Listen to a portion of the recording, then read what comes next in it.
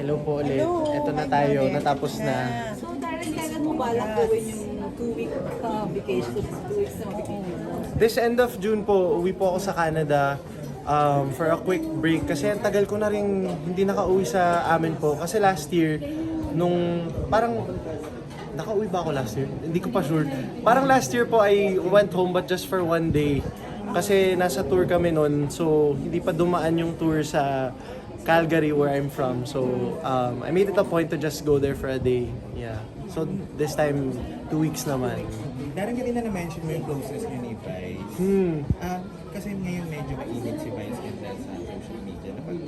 Nagkakaroon ba ng mga moments na nagkakaroon ng open kayo sa group ng Showtime hosts? May ganun. Opo, of course, may group chat din naman kaming mga Showtime hosts and we're always very supportive of one another, especially ngayon kay Ate Vice. Kasi masasabi ko talaga she doesn't deserve, you know, all the hate she's getting. And I randomly text her, you know, I text her that we're always here for you and we love you. Kasi napaka-genuine na tao ni Ate Vice. So masasabi talaga namin na she doesn't deserve the hate that she's getting right now. Yeah. Anong una-una mong gagawin pag nag-vacation? Totally to, wala kang usapin, wala kang showbiz, ano? Opo, hindi naman completely mawawala. Pero just to catch up with my family kasi hindi ko rin sila nakaka-bonding kahit pag nandito sila. Lagi po akong nasa work eh. So, hindi ko rin sila nakakasama sa bahay pag bumibisita sila sa akin. So this time excited na ulit akong mag-camping sa Canada. Mga ganun. Kasi the last time I did that was parang pandemic pa po. So, yun lang. Darren, yung image mo medyo mahiyain, pero marami nagulat na marami na rin palang na-link sa'yo. So ngayon, sinasabi na partner pala si Darren. So anong na-feel mo na ang daming girls na nalilink sa'yo from showbiz? Opo. And then yung last nga naging controversial party pa. Yung guest din. Syempre po, naman yun eh, parte ng buhay. Parte ng buhay.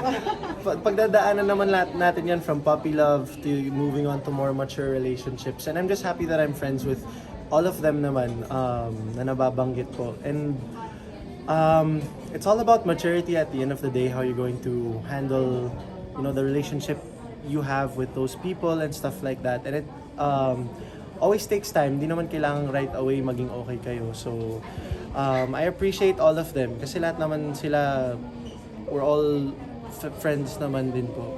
Pero maraming nalungkot, Darren, kasi yung mga fans niyo sa When I Met You in Tokyo, Cassie, ay nag-expect na aakyat sa next level. And then yung, diba, parang nauwi sa friend zone ba? Hindi naman friend zone. Naman eh, basta sa amin na yun ni Cassandra.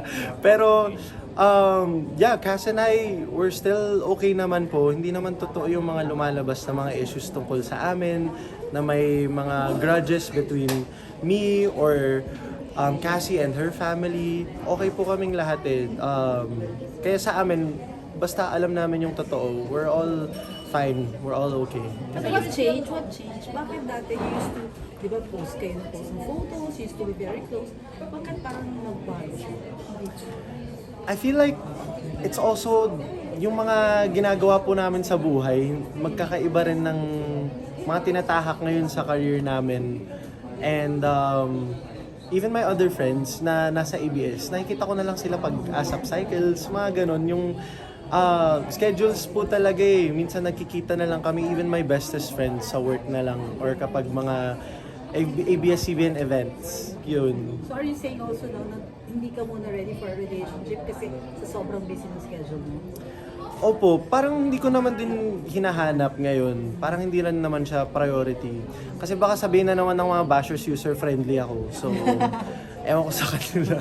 Oo, Hindi mo opo. magagawa privately eh, no? Kasi kahit paano lalabas at lalabas yan. Opo, syempre. Parte na yun ng pinasok natin sa showbiz. And I get it naman din.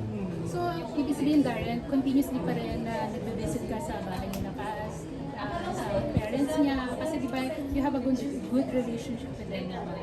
Opo, actually, I mean, si Mavi tsaka si Cass, before the concert, lagi rin silang nangangamusta, kumusta yung preparations for the concert. And they congratulated me as well. Yun lang, they weren't available to watch on that night. But I really appreciated it as well. Kasi lahat po sila ever since very supportive din sa aking career. Yun lang, hindi na nagkikita masyado. Kahit sa mga endorsement shoots namin na magkakasama, hindi na kami magkasabay. Kasi, opo, magkakaiba na kami ng availabilities. Yeah. Naka-get ka naman ng good luck message from both of them. Opo, yeah. Very supportive, which I appreciate din. Always. Kayo ni Kylie nagkaroon din ng reconciliation or parang na-reunite kayo din sa Showtime, di ba? After that, ano ba, yung parang na-reunite kayo, nagkaroon pa ba ng mga communication? Actually, nagka-reconciliation kami during the pandemic. So, in 2021, naging leading lady ko pa siya sa aking music video for Tama Na. And after that, naging friends po ulit kami. Like, we would hang out, mga times na makikita namin yung isa't isa sa mga events, nag-uusap na ulit kami. Tapos sa Showtime, yun nga, nakakatuwa kasi nakakapag-collaborate na yung ABS-CBN artist and GMA artist. So, ayun, nakakasampa na sina Kylene sa Showtime and stuff like that. And yan, yun lang naman.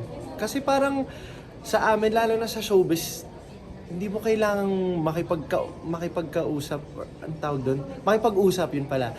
You don't have to be texting, communicating every day para masabing close pa rin kayo or okay pa rin kayo. Parang mararamdaman mo naman yun sa tao eh. Yeah, which is something that I've learned to grow also over time. Kasi ang dami na ring schedules ng lahat. Hindi na katulad ng dati na parang pag nagaya ka, available lang kayo po. So hanggang doon na lang kayo ni Kylie. Hindi na pwedeng maibalik yung mas ano pa. Okay na kami doon ni Kylie. Opo. Kasi may bago na rin daw siyang suitor ngayon. Ayun, di ko alam eh. Di ko pa siya natatanong pagkatapos nito. Yung mga kasabayan mo sa Voice, syempre nag-celebrate ko siya kay Andrew. You still talk each other, di ba? Hindi rin po masyado. Wala na rin Opo. chance to see each other. Yeah, actually, ngayon lang kami ulit talaga nag-reunion ni Laika. That's when I saw her again for the rehearsals of my concert. Tapos yun, natuwa kami kasi na-realize namin, grabe no, 10 years na tayong nandito ever since The Voice Kids. We've still been singing and stuff like that. Yun lang, hindi na kami nagkakaroon ng projects or events na magkasama, kaya hindi na kami nagkikita rin po. So, I was really happy to see Laika. Tsaka, isa rin siya sa mga umuo agad. Masaya siyang naging parte ng D10.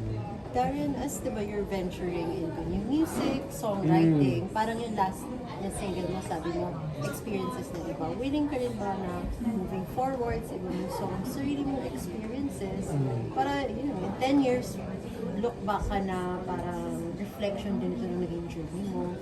Opo, syempre, actually, ano ba? Yung mga sinusulat ko nga recently, May ano naman. wala namang masyadong relation sa akin, but I hope in the future I can write songs where, yeah, it's a reflection of my journey or my life at the time I wrote the song. Of course, importante rin po yun for, you know, connection as an artist to your audience, and also personal life ko. Like you mentioned nga po, maganda rin na when I look back on it, ito yung pinagdadaanan ko at the time. Thank you, Darren. Daryl, kanina na-mention mo yung name ni Catherine na isa sa mga bumili ng ticket. Oo nga po. Di ba? At sabi mo, isa siya sa mga showbiz crush mo, right? Yes. So pareho na kayong single ngayon, Daryl. Ayun. Well, huwag naman tayong dumating doon. Kasi close ka rin kay Catherine. So Opo. marami di ba na nag-link din sa inyo dahil nandun ka sa party niya. Yeah, ano eh, parang hindi ko talaga makikita yung sarili kong gano'n. Kasi na-establish na namin ni Ate Kath yung relationship namin, yung bond namin, where I'm really like one of her little brothers now. And I really appreciate her presence. Tsaka not just her presence, na bumili, sumuporta talaga siya sa D10. So yun, di ko naman papaabutin sa ganong level. Opo. So close kayo ni Catherine tsaka ni Daniel because the House of Us. And nakasama mo rin si Daniel last time sa concert. Nagkaroon ba kayo ng communication doon? Hindi po kami nagkita ni Kuya Dij kasi magkakaiba kami ng time slot tsaka dressing room, tas umuulan pa at the time, as in bagyo levels. So hindi rin po ako nakababa to go to his standby area, or parang wala pa siya sa labas nun kasi nga umuulan.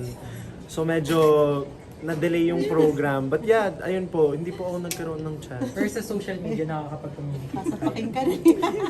Hindi naman, hindi rin po. Pero pag nagkikita po kami sa events, yun, okay naman. Yeah. Thank you So Darren, papaubaya mo na si Catherine kay Aden. Hindi ko po alam. Wala po akong alam. Thank you. Thank you po. Sorry na naman tayo sa schedule. Dara, picture lang. Let's go.